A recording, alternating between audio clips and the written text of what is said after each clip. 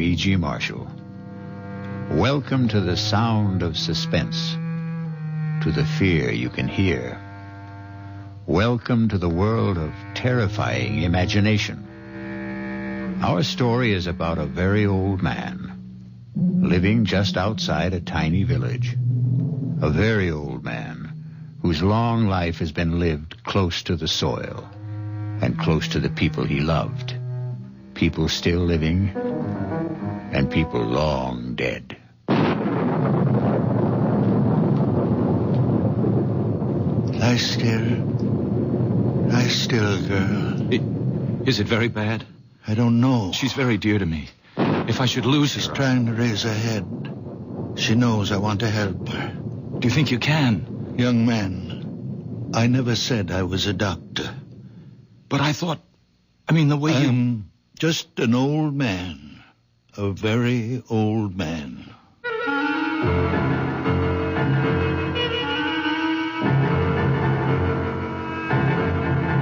Our mystery drama, A Very Old Man, was written especially for the Mystery Theater by Elspeth Eric and stars Santos Ortega. I'll be back shortly with Act One.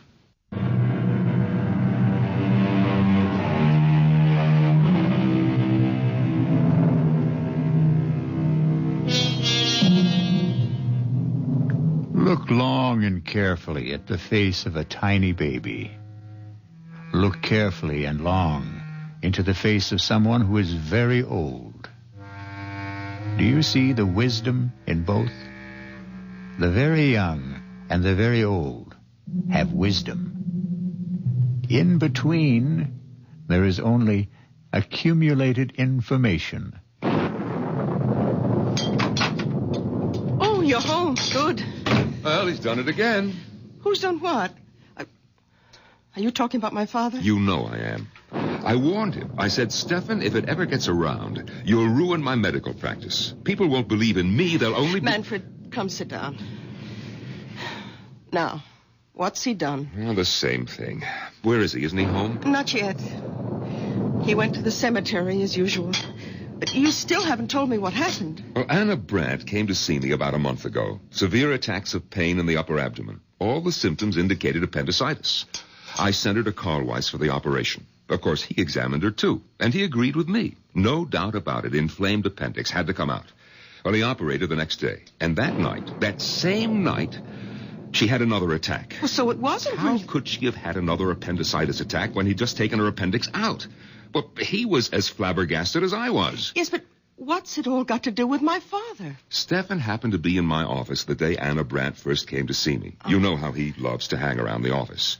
Anna Brandt wasn't 10 feet out of the office when he told me there's nothing wrong with her appendix. Oh, not again. I can't have my father-in-law, who's been a farmer all his life, telling me, a doctor with a reputation, that I don't know what's wrong with my own patients. Of course you can't. For a minute, I did think back to that boy, the one with the asthma. What seemed to be asthma, anyway. The Rothberg boy. Father was right about him. I know. He made a lucky guess. Father went to see him every day. Talked to him, rubbed his chest, his throat. In 2 weeks, the boy was all right. The boy was hysterical, over-aspirated, nothing more. But this business with Anna Brandt, the day she came to see me, Stefan was asleep in the waiting room. I was explaining to Anna that I couldn't perform the operation, simple as it is, because of my hands, my arthritis. But I would send her to Carl Weiss. Well, she accepted that. Everybody knows about my arthritis. And she said something pleasant to Stefan. That was the first I knew that he wasn't asleep. Well, he didn't answer her. He just stared at her as though he'd never seen her before. I reached for the phone to call Carl Weiss. Stefan got up, came over to the desk, and took the receiver out of my hand. Manfred. Stefan, don't. It's not so. Not so. Have you had a bad dream, old man? It's not so what you said to Anna Brandt. There's nothing wrong with Anna Brandt's appendix. Stefan, don't start diagnosing again. You're not a doctor. There's nothing wrong. We had enough trouble after you diagnosed the Rothberg boy. The Rothberg boy never had asthma. All right, it turned out that he didn't. But that was a lucky guess. And it didn't do my reputation any good when word went around that you'd been right. I never told anybody. Yes, but the boy did. And his mother did. And people started coming to the house, coming here. All of them wanting to see you. But I told them to go away. It's not always that I can help. Well, I keep hoping, expecting God knows what miracles. Now are you going to start the whole thing up again with Anna Brandt? There are 3 of them. Come on now. Get your coat, Stefan. They're dark, brown or black, and hard. Hard. It's getting late. They're the size of olive pits. Are you talking about Anna Brandt? I saw them close together. They were high on her body, about here. 3 of them. You saw them, hmm? 3 of them. The size of olive pits, lying here, above the stomach, about here. Have you got X-ray eyes, Stefan? Is that it? No, my eyes are like everybody's. Well, then, what do you mean you saw them? Her body was transparent. I could see right through it, as though the skin had been removed. I could see everything. Carl Weiss was as confident as I was before the operation, and he was as confused as I was after. I swear I don't know what made me say it, but I said it. I said, Carl Weiss, could it be a stone? A gallstone, perhaps? Well, he was taken aback a little, but he couldn't deny a possibility. Maybe a remote one, but a possibility. I felt like a fool, but I told him I thought he should go ahead. And he did. This morning. And he found? Gallstones. 3 of them. The size of olive pits.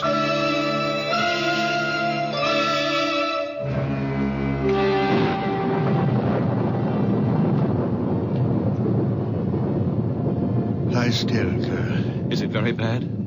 I don't know. She's very dear to me. She's trying to raise her head. She's trying to tell you something. She knows I want to help her. Do you think you can, Doctor? Young man, I never said I was a doctor. What? But the way you... I'm just an old man. A very old man. Well, I took it for granted, the way you spoke. My son-in-law is a doctor. Manfred Gottlieb. I live with him and my daughter Bertha. Oh, then you know something. You've learned things from him. No, I know nothing. Only what I see, what I feel. When I passed you by the cemetery, what were you doing? My wife is buried there. Did I harm her? No, I even think she's a little better. Her eyes, they look brighter. Not so full of pain. You did nothing but touch her. Stroke her a little and talk to her. Let me look at your hands. No, they're just hands. What should they be? Now let me... Well, your hands are warm. On a night like this. More than warm. Hot.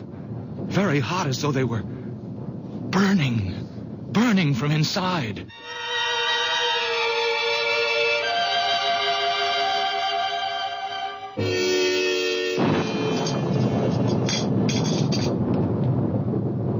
If it should get around about Anna Brandt... You don't think I'd tell anyone? Well, these things have a way of leaking out.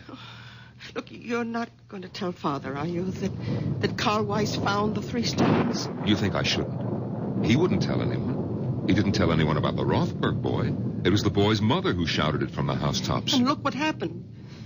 People showing up here. When he saw them, he hid in his room. And when they left, he went to the cemetery, sat by my mother's grave. You think that he's there now? Oh, I suppose. Sometimes he stays for hours. I wish he'd get home before the rain starts.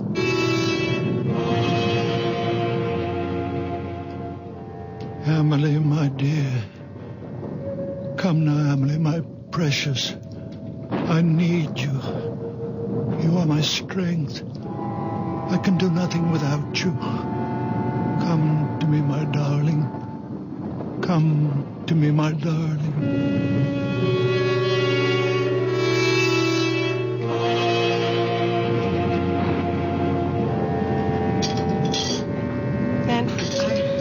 I don't want him to start thinking that any of this is real. He mustn't think that he has some magical power. Listen, if you treat him as though he were possessed in some way, he might begin to believe it, and then his mind...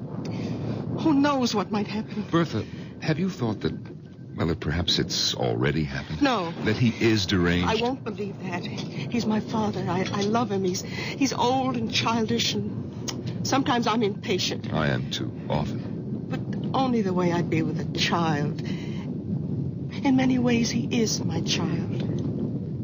The only child I have. Oh, my dear. I thought you'd stop brooding about that. Oh, I have. I stopped last year when I turned 40. But that's why. Because I have no child, he's twice as precious to me. I understand. I do understand. You know that I'm fond of him. Then let's leave him as he is. Don't let him think he's different from other people. Whatever you say. You know, the Widow Holder has been asking for him. The Widow Holder? Why? They keep telling me in the village that she has this great swelling on her head, big as an egg. Yes, I've heard about it. And she's afraid of doctors. Bertha, you don't suppose... The rain, it started. It's coming down like crazy. Oh, Father! Oh, thank goodness. I made it. Just in time. You shouldn't take such chances. Why weren't you home for dinner? Where have you been? I kept something hot for you. Thank you. Now, give me your coat. That's it. Oh, where were you all this time? Didn't Bertha tell you? At the cemetery. You didn't go to see anybody? No, I didn't go to see anybody. No. Here's a plate for you, Father. Nice pot roast and potatoes. Thank you, Bertha.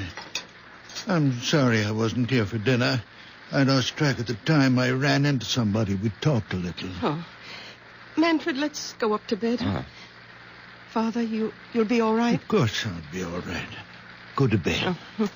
Good night. Good night, daughter. Good night, Steph. Oh, Manfred. Yeah? How is Anna Brandt? Anna Brandt? I thought about it tonight. In the cemetery. Is she all right? Yes, she's fine. I thought she was. I had a feeling... Good night. Enjoy your dinner. Good night. His asking about Anna Brandt? He hasn't even mentioned her since that day in the office. Bertha, could he have heard about Carl Weiss finding the gallstones? Oh, he'd have said so. He always says precisely what's on his mind. There are times when I wish he didn't. Listen, he's talking to himself in the kitchen. Sounds as though he's calling someone. Manfred, he's an old man. Leave him be. Oh, please close the door. Come to bed. It sounds like Amelie. What? Did you say Amelie? Wasn't that your mother's name? No. No, it was my sister's. Oh, Bertha, I never knew you had a sister. You never told me. It was so long ago, before I was born. Their first child. She only lived an hour. My mother told me they'd just agreed on a name. Father leaned over the crib to kiss her, and she was dead. But that was 45 years ago. All these years he's never mentioned her. What was that? The door opened downstairs. Well, he's gone out. In this rain. Where could he have gone? There's only one place. He's gone to the cemetery.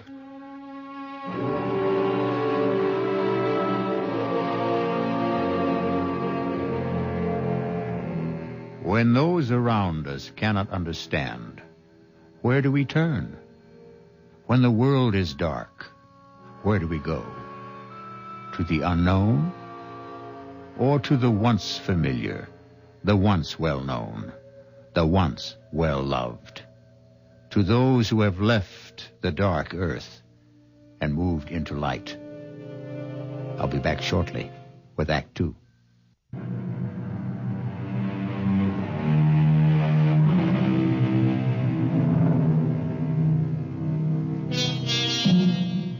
Now come back with me to the story of a very old man and the people who loved him and could not comprehend him, or could not comprehend him because they loved him, or because they tried too hard. Breakfast on the table, Manfred. All right, darling. Oh, well, Did you talk to him? He's still asleep. Oh, let him sleep. After last night. Yes, we're lucky if he doesn't come down with pneumonia. He was drenched, Bertha, soaked clear through. Lying across your mother's grave with the rain beating down on him, crying, Amelie, Amelie, as though his heart was broken. Amelie is buried next to Mother. Bertha, are you going to ask him about her? Oh, it's been so long. 45 years. You know, in all that time, I've never heard him say her name. Naturally, I never mentioned it. She died years before I was born. Your mother never talked about her? Oh, just that once. When she told me she wanted to be buried near her. And how she died.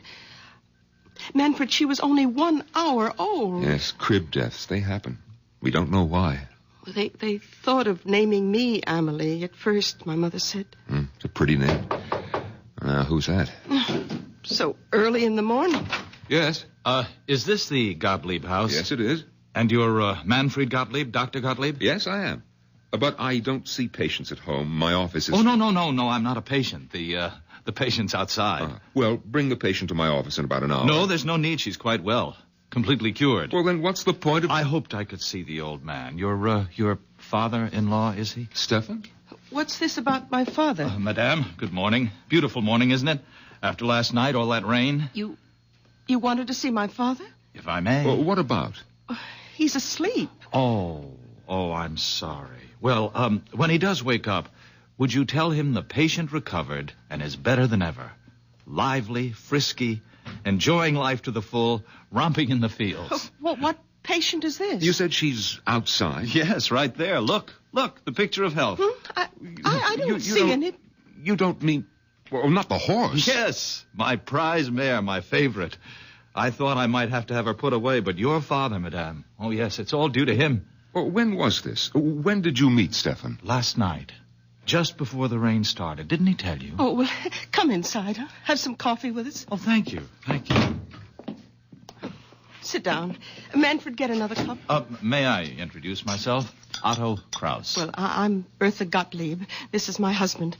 Oh, but then my father must have told you. He lives with us. Your father is quite a man. Your coffee. Oh, thank you. Yes. You see, I was returning to the village, and I was passing the cemetery. Suddenly, the mare sank to her knees. Her legs seemed to give way completely. And there she lay on her side in the middle of the road. I was frantic. I thought perhaps a stone bruise, but I looked at all 4 hooves. Nothing. And there I was, half a mile from home, my precious horse stretched out on the road and a storm coming up. And then I heard a sound coming from the cemetery. Someone calling a name. Was it Amelie? Yes, something like that. I shouted for help. In a minute, an old man appeared. Stefan. My father. Yes. I asked him to help me, but I wasn't sure he even heard. He seemed very distraught. He went straight to the mare, knelt down and took her foreleg in his hands and started rubbing it very gently. He knew which one was hurting her. And after a while, the pain went out of her eyes. Couldn't understand it. It was something about the way he touched her. I asked to see his hands, and he held them out. And even before I touched them, I could feel the heat spreading out from them. Heat? What heat? Haven't you ever noticed the extraordinary heat from his hands? Oh, I can't say that I have. Oh, but it's true. His hands give off a warmth. I can't believe you've never noticed it. Well, it could have been on such a wet, cold night. It only seemed that way to you. You imagined it. Oh, I suppose that's possible, but I didn't imagine it when the mare got to her feet. Well, she was all right? I walked her home. I couldn't quite believe it all. I bedded her down. And this morning, all I could think was I must tell the old man about it. There are stories going around about him in the village. Perhaps you've heard some of them? Well, I'm only here on a visit to see my aunt. I don't live here. Well, he doesn't really do anything. He's just around. And people love him. They like to think because he's such a sweet old man that he can do things doctors can't do. And because he's such a very old man, we wouldn't want him to start thinking that there was anything miraculous about anything that happened quite naturally. Well, you think it might affect him? Might affect his mind in some way? He's a very old man. It could happen. Well, I suppose it's possible she wasn't really laying. Of course it's possible. Only ask him, will you? About his hands, those amazing hands. Yes, we'll ask him. I mean, giving off that heat, I felt it, you know. Well, I'll be getting along. My aunt's expecting me. Well, we'll tell him you stopped by. Yes, I wish you would. Tell him, and please, tell him thanks. We'll tell him. Do you think we should wake him? Come on, it's time. Yes. We have to tell him about the young man. And the horse. But we won't make anything out of it. Nothing at all. Just say that he dropped by. To say thanks, yes. Father? Stefan, are you awake? What time is it? Oh, it's almost 9 o'clock. Why aren't you at your office? Well, it seems that a young man stopped by to see us, Stefan. Well, actually, Father, he wanted to see you, but we told him you were sleeping. Why me? Well, it seems he met you on the road last night. Had a horse. A mare it was. That's right. The horse had a swelling. Do you feel well enough to get up now, Father? I think so. You're sure? After last night? I'm all right.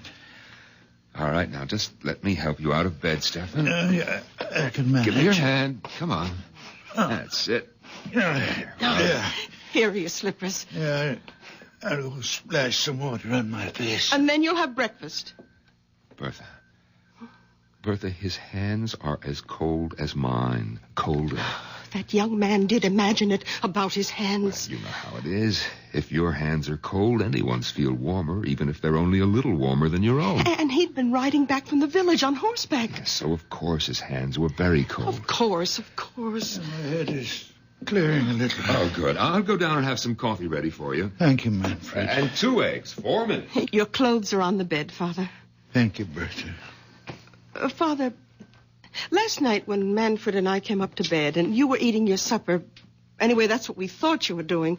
It's what I was doing. Well, we heard you talking.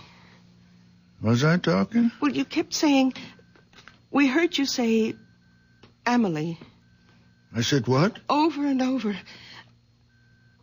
Father, were you talking to Amelie? What do you know about Amelie? Only what Mother told me. What did your mother tell you? That Amelie died. That she only lived an hour. She was our first child. 45 years ago, Father. She died in the crib. I remember her so well. Why do you talk to her now, Father? Why do you call to her? Because she comes back to me when I call her. Father, you don't mean that. She comes back to me. To me. Not to anyone else. Only to me when I call her. You don't believe in ghosts. Amelie is not a ghost. Her spirit comes back to me when I call. Father, you can't believe I this. am the only person left on earth she remembers. Her mother is dead. The midwife is dead. When I am dead, there'll be no one for her to come back to. No reason to come back. You can't believe what you say. I don't have to believe. Or not believe. I know. I won't let you.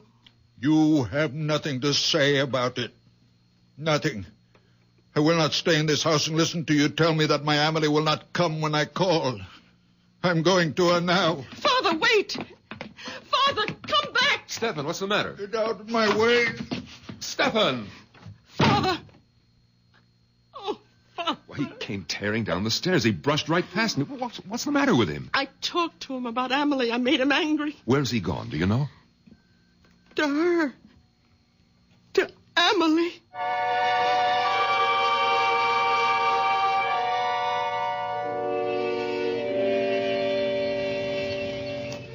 Amelie, I need you, darling. Come be with me, my darling. Your father needs you. I need you, my sweet Amelie. Old man? Oh, my Amelie. Stefan? Amelie. Stefan, can I help you, old man? No.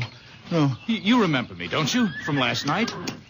The young man with the mare. She was lame. Ah, you should see her now. They told me she's better. Better than better. Come have a look. Please come. Look there. Look at her. Oh, they're not fine. Not a sign of lameness. I came to your house a little while ago. You were sleeping. They told me you were there to say thanks. There was no need for that. Oh, I'd like to do more than just leave my thanks. I'd like to invite you to my aunt's place. Oh, no, I couldn't. No, I'd like you to meet my aunt, please. Your aunt won't mind? No, not a bit. Come on, we'll both ride the mare. Here, I'll give you a leg up. You're sure about your aunt now? Oh, she'll be delighted. She doesn't get out much these days. Is she very old? Well, she's not young, but that's not why she stays home. She has this disfiguring growth on her head. It makes her shy. Well, she should see a doctor. No, she won't. Absolutely refuses, won't hear of it, hates them all. Oh, that's very wrong. Oh, yes, all the money in the world and won't go to a doctor. So she sits in her parlor and reads her Bible. Ah, there's the house. Oh, yes, the big stone house. You know the house? I've admired it since I was a boy. My aunt bought it when my uncle died. My uncle was Fritz Holder. You've heard of him, the manufacturer? I don't think so. Around here, I understand my aunt is known as the Widow Holder.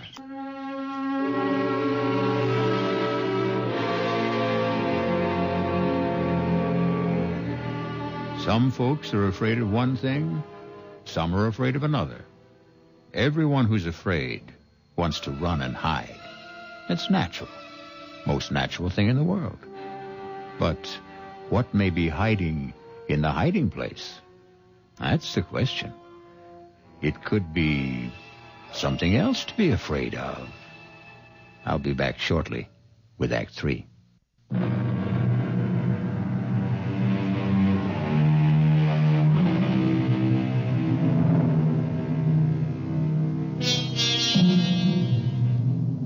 A very old man is mounting the steps of a big stone house in the company of a very young man whose aunt is known to the village as the Widow Holder.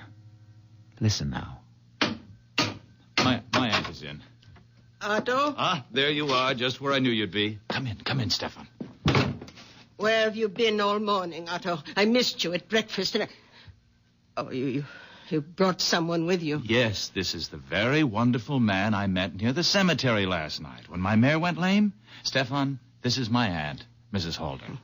How good of you to come by. Madam. I don't have many visitors, not anymore. And I seldom go out because of this on my head. I don't like to be seen. I hope it doesn't offend you. No. Doesn't offend me at all. Well, it offends me. Perhaps I'm too sensitive, but that's the way I am. So I sit here and read my Bible. And that Bible's too heavy for you to hold in your lap all day. But it's the family Bible. It's the one I'm used to. I love this Bible. All right. Sit down, Stefan. I'm all right. I'll stand. Oh, both of you, sit down. And Otto, you tell me where you've been all morning and why you weren't at breakfast. Now, I told you last night how the mare went lame and how I met Stefan near the cemetery. Well, this morning, I let her out of her stall and she was dancing on her toes. I couldn't believe it. Stefan hadn't done a thing but rub her postern a bit. Is that really all you did? I did nothing. Well, he talked to her, rubbed her foreleg, and talked to her. How remarkable. You're a remarkable man. No. Oh, you're staring at me. Oh, I apologize. It's this awful growth. Otto, fetch me my shawl. I'll cover my head. No. Please. It's in my bedroom. I am not offended. I give you my word. Otto, don't go. No, it's all right. I'll be right back. Mrs. Holder, I am not offended. I am sorry I stared so. I will not stare again. Please forgive me. It's quite all right. Please, be calm. Sit down. I can't. Otto mentioned that you live with your daughter. Is that right? My daughter, Bertha. And your son-in-law. Manfred. They have children. No children. How sad. Oh, here comes Otto with my scarf. Mrs. Holder, forgive me, but I must take the Bible from you and... Oh! Stefan, have you gone mad? Forgive me. I could not help myself. Aunt, are you all right? I think so. I saw him take the Bible off your lap. Stefan. He hit me with it. He brought it down on my head with all his strength. Forgive me, I didn't know what I was doing. I wouldn't hurt you, Mrs. Holder. I wouldn't hurt anybody. When I feel this way, I see things. I feel things. The Bible seemed to put itself in my hands. I didn't think what I was doing. I could not think. The feeling was so great that I must smash this thing on your head. That's all I wanted to do, Mrs. Holder, to get rid of it. And it looks to me as though you'd done that, Stefan. Aunt, go look in the mirror. I know I am not always in control of myself. I do things. I don't know why. I see things. I don't know why. But I would never hurt anyone. It's unbelievable. The growth is gone. Will you forgive me? And there's no blood. No blood at all. All the same, I'm going to get you to a doctor. No doctors, no. No, a blow on the head like that. No, I'm all right. My head is clearing now. It was just a shock. And that awful, ugly thing is gone. I don't need a doctor. Let me take you to my son-in-law. He's a fine doctor, a nice man. Maybe you've heard of him?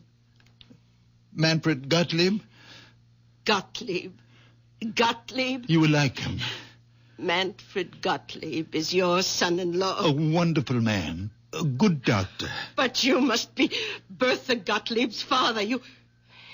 You cured the Rothberg boy. And I've heard talk about Anna Brandt. Look what you did for Otto's mare. Look what you've done for me. Oh. Why, you're the man I've been trying to find. I've been asking for you. It was God's hand let you here. Let me take you to Manfred's office. I don't need him. I only need you.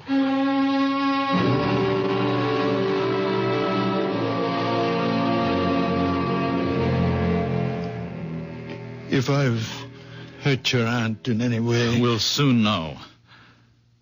Otto, I don't want these spells that I have. I don't ask for them. Only sometimes the pain gets so great. What pain? Well, the pain of living. And it seems more than I can bear. I go to the grave of my wife and my baby daughter, my Emily. And I call to her, my little one, who only had 1 hour of life. And she comes to me and gives me comfort and courage and belief. I believe that even though I can do nothing about the great pain of living, there are other pains, and I can do something about them. I know I'm not quite myself when I'm like that. I know I'm not really strong or courageous. But when the spell is on me, the people in pain, they become transparent. You mean you can see through them? I do see through them. How do you explain your hands? Just hands? Oh, no. The night you massaged the mare, I took hold of your hands and they gave off a glow, a sort of radiating warmth. I know, I felt it. They burned like a steady flame. Perhaps I grow feverish when Emily is with me.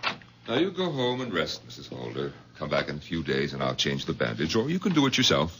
I'll do it myself. She's all right, Doctor? Right as rain. Well, what was it? I mean, the growth on her head. It was a wen, a common, ordinary wen, a hardened cyst. If you'd come to see me, Mrs. Holder, I might have recommended that you have it removed by surgery. Oh, no. On the other hand, I might have done precisely what my father-in-law did, broken it with some heavy object. Probably not the Bible. Come, Aunt. I'll take you home. And thank you. Dr. Gottlieb. You may get more of these growths, these wens on your head, Mrs. Holder, or someplace else on your body. Now, if you do, call me and I'll... Oh, no. No, thank you. I know whom to call. And you'll come, won't you, Stefan? Of course you will. No offense, Doctor, but I put my faith in Stefan. Goodbye. Goodbye. Goodbye. Thank you. Goodbye, Stefan.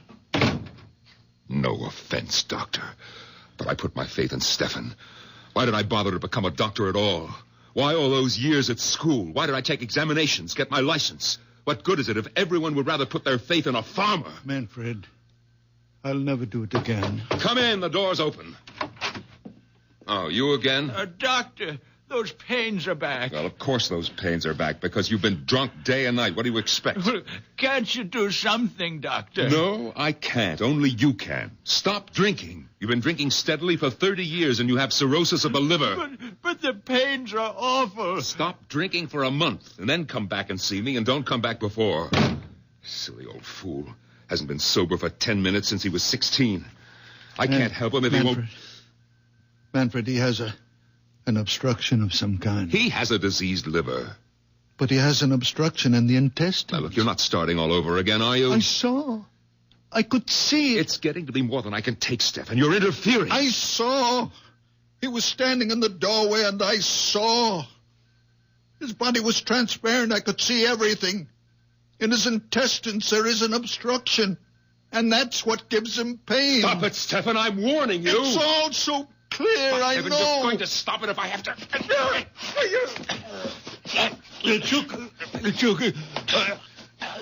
Manfred, take your hands on my throat. Stefan. Stefan, I'm sorry. I didn't mean to do... Stefan. I'm all right. Everything down. I'm all right. Let me loosen your shirt. Oh, Stefan, I don't know what possessed me. I lost control. It's all right. Stefan, look. Look at my hands. Look how they move. My fingers. No pain from the arthritis. What does it mean? It means... Well, it must mean the arthritis is better. It's gone, perhaps. Oh, Manfred. The way I unbuttoned your shirt. So fast. No trouble. No pain. Is it possible? It's true. Look. Look how I can move them, Stefan. The way you used to. Stefan, I felt the warmth Otto was talking about. The heat from your hands. When you were trying to tear my hands from your throat, I felt it. A warm glow. You really felt it? Yes, a glow. A radiance. Stefan, give me your hands. Yes. There it is. It's a fire. A fire.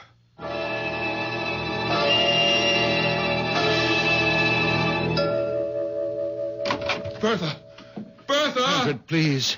I think you're wrong. No, how can I be wrong? Look at these fingers. Look how they move. Watch me unbutton my coat. Oh, Stefan, I had to lose my temper. Try to choke you in order to touch you.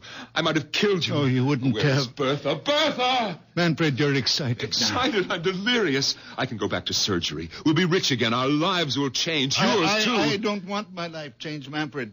If it means my daughter thinks me mad, deranged. Oh, she won't. It's only when my Amelie is with me, my little one, that I see him. It's Amelie who gives me the power. Bertha, where are you? Are you upstairs? I'm nothing without Amelie. It's her innocent soul that enters into me. What are you doing home at this hour? Bertha, where were you? Oh, I was taking a nap. Bertha, look. My hands. Look how my fingers move. What happened? Your father happened. His wonderful hands.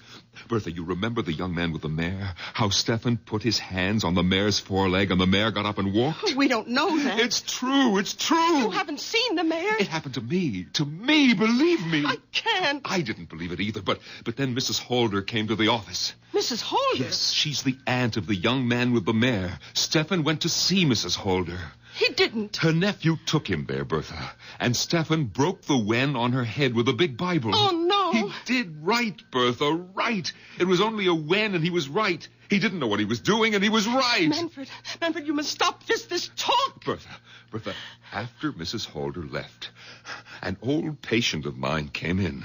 The man has been a drunk for years. I was sure his liver was enlarged, diseased. But I sent him away. And then your father said, Manfred, you are wrong. The man has an obstruction. His intestines are blocked. You believed him? No, I didn't believe him. I was out of my mind with rage that he would dare to tell me that I was wrong. And Well, Bertha, I took him by the throat. He tried to tear my hands away, and it was then. Bertha, it was then that I felt the heat, the blessed heat from his hands entering into mine. And now look. Bertha, if he can use his hands, be happy. Father, how long will it last? How can I know? Your moods, your spells, they've bewitched us all. I never meant harm. Well, they've got to stop. I want you to stay away from the cemetery. I'll stay away. I'll watch you every minute. If you like. I won't let you out of my sight. I'll treat you like a child. As you will. Because you are a child. I am a very old man. From now on, you're my child. No. From now on, you will have your own child. A real child. Not me. What? I can see. The child is growing inside you. Soon you'll know it yourself. Next spring, you will bear your child, and it will be beautiful. A little girl. And you will... I hope you will give her the beautiful name of Emily. Father? Then my Emily can rest. I won't have to call her anymore. She can rest.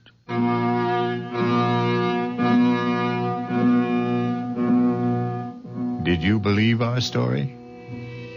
For that matter, did I? Now, really, what difference does it make if you believe it or if I do? For the truth is that none of us knows what transpires in the mind and heart of a very old man. I'll be back shortly.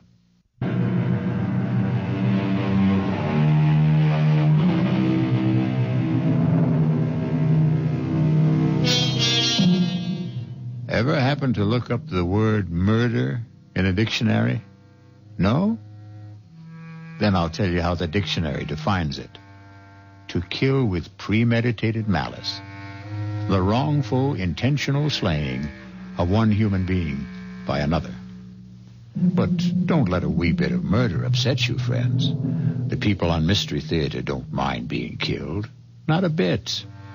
Because every one of them is a deadhead. Our cast included Santos Ortega, Norman Rose, Bryna Rayburn, and Billy Redfield. The entire production was under the direction of Hyman Brown.